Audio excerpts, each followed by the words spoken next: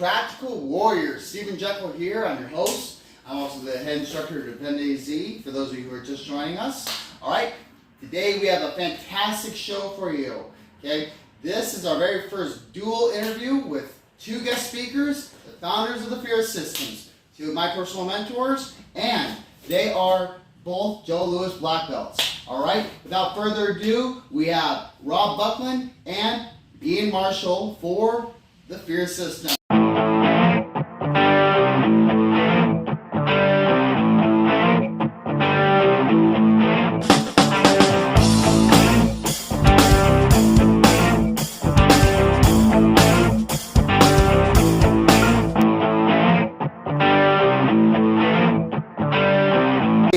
Daily Practical here with the Fierce mentors and leaders and founders with Kyoshi Robb Buckland and Dr. Ian Marshall. Gentlemen, please would you give some of your background to the viewers? Sure, go for it. All right, I started in martial arts at 9 years old. I started with Weichiru Karate, Okinawan system of self-defense. They call it the most devastating use of force and chaos of all of the Okinawan martial arts. I didn't really understand it that way. I took it to tournaments and lost and lost and lost. My friends stopped driving me to tournaments because I lost and lost. And then all of a sudden I decided that I was a slow middleweight, but I was a fast heavyweight. So as soon as I learned how to lift some weights and I met Joe Louis, things started to change. As soon as I stopped moving like a constipated duck. Trained with Joe Louis, Bill Wallace, Michael D. Pasquale. Really changed my life because what happened was I tried to put those systems together seamlessly and create a fighting system that we could share with other people. Very cool. And Dr. Marshall? So I started at 5 years old. My dad actually is an Air Force pilot, and so on Langley Air Force Base, I started in judo and then karate. I ended up getting into Tung Sudo and Taekwondo, Korean karate, and that was when my teenage years. I trained with Master Walter Davis, who was part of the fight team out of DC, and he was a heavyweight, and he used to beat the snot out of us all the time and teach us. And then I came to Virginia Tech, and there I learned about this guy Jerry Beasley. And this guy Jerry Beasley was down here doing these camps and doing kind of bringing all these different famous people. And I called up actually Jerry Beasley. It was funny that I can remember our first phone conversation because Grandmaster Beasley, he just kind of laughed at me like, what are you calling me Grandmaster for? And then from there I became his sparring partner and got into JKD and got to meet Bill Wallace and work with Bill Wallace and meet Joe Louis. And I ended up being Joe Louis black belt, testing with Joe, actually down at John Maynard School down in Wilmington, North Carolina. Yeah, with John there. So, so I got harassed the whole time. So that's awesome. That's a great test. It was. And so from that moment on, I was. That's what I did was a variety of different martial arts, but Joe Louis kickboxing, American karate was really the mainstay, and then everything else became kind of supplemental. Okay. So before you ask another question, I'm going to tell you this. All right. Joe put us together at this location, Karate College, back when we were on the campus. I think Joe had us up on the stage. Joe threw some shot at me, and I did a high block that was a little modified. He said, "What's that called?" And I said, "It's called gel." Like, put gel in your hair. So he shook his head. He goes, "I want to introduce you to a few of my black belts." The two of my few black belts. And it was us. Now, I had never seen him before. So now that I'm not on the stage with Joe, and I need a workout partner for the session that he's just dropping on us. So he puts us together. Total opposites, right? I mean, he's a Korean high kicker. I'm a Okinawan low kicker. And we just were together like, I don't know, like oil and vinegar. Heavyweight, and I teeter on middleweight, and so so you were the kind of the bull or the silverback, and I was the cat. Yeah, it's true. You're totally a cat. Really well. It worked great. Total opposites. It's so awesome. How do you guys define practicality in training?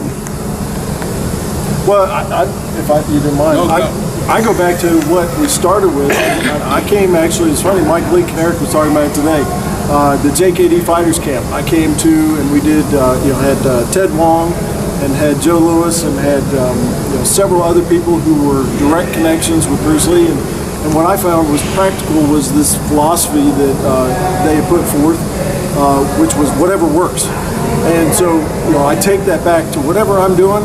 If it's martial arts, there's things that you're doing in training that you look at and you go, I'm not sure. I come back to whatever works. So if it works, it's good. If it doesn't work, it's not something I spend a lot of time on. Okay. And My Kirsty? version of the same thing is this. Karate Joe down the street or across the street or wherever he might be located, he's kind of got that unicorn system, that pie in the sky where what he's going to show you is going to work just like he says. But unfortunately, violence is chaos. All right? So in order to face chaos, you got to be the bullet and rip through, destroy everything in your path. So you have to be more like the rhino. Okay? So my comparison of what's practical and what's not is really the rhino versus the unicorn. Okay? And actually, that's a story that was told to me by one of my favorite defensive tactics guy, Rory Miller. He was telling it differently, but it hit me for self-defense and practicality, because it just, how many times have you heard, if you do this, he'll do that, or this is how this works.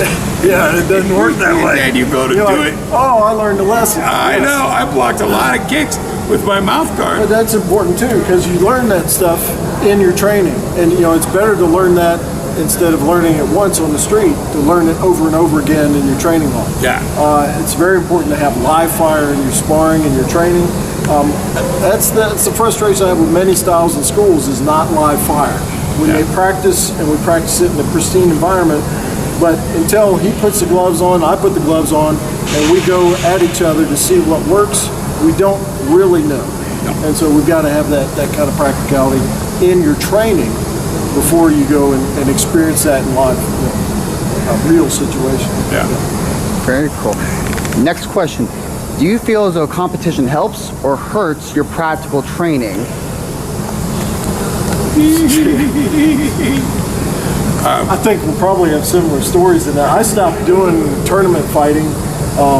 Funny story actually, my last fight was against John Valera.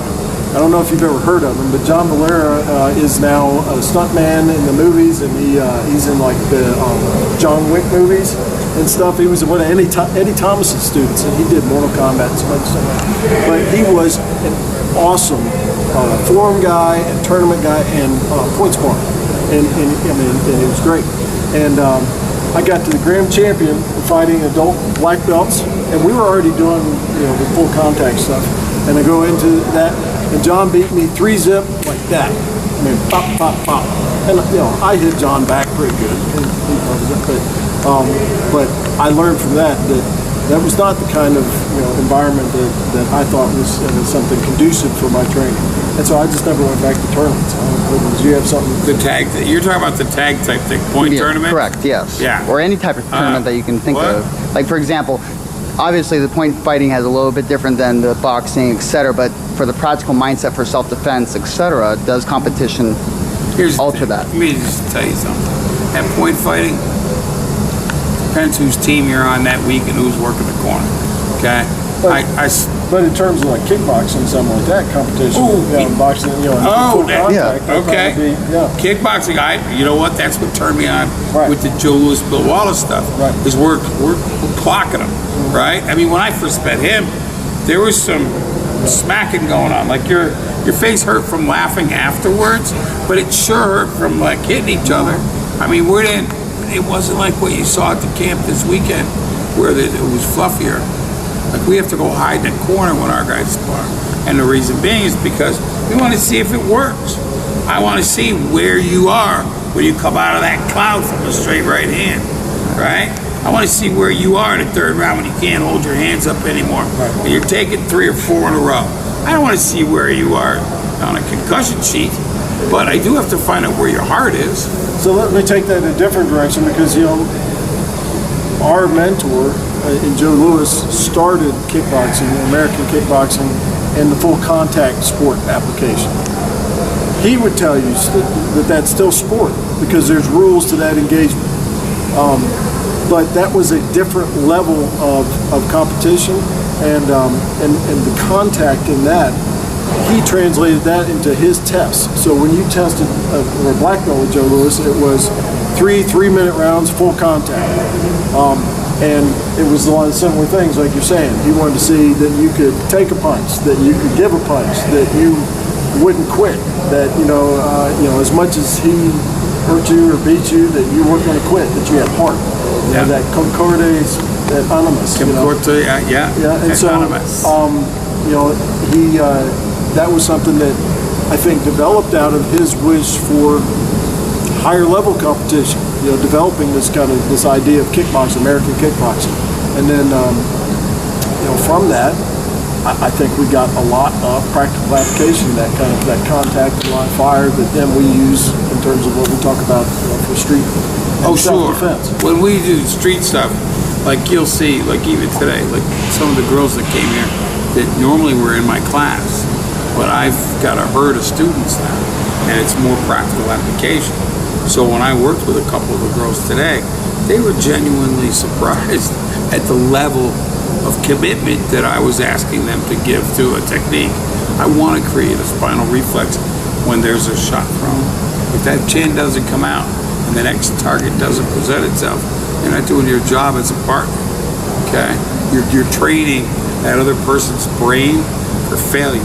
They need to see that spinal reflex in order to record a hit, in order to record success. Your brain knows what success looks like. So you've got to, as a partner, you got to show it. We kind of covered this right now. I'm getting a vibe on this, but who is your guys' top mentor, mentees that you would say that influenced you the most in training? It's Joe Lewis. Yeah, Joe Lewis. But we, I met Joe through Dr. Beasley. So Dr. Beasley kind of made that happen for many, many, many of us in bringing all these different people together. Yeah, I already knew him before I came here. But I would list, obviously Jerry Beasley, Joe Lewis, Bill Wallace, Michael DePasquale Jr. I would list, my former karate instructor, Walter Davis. You've got several instructors. I got Jim Maloney, Bobby Bethany, Arthur Rabisa. I mean, all these guys, champions in their own, that have just sprinkled the wisdom on me that I could turn around. It's funny. It depends what season it is, what stories I'm telling. Right. You know what I mean? Yep. So. Last question, guys. Is there any particular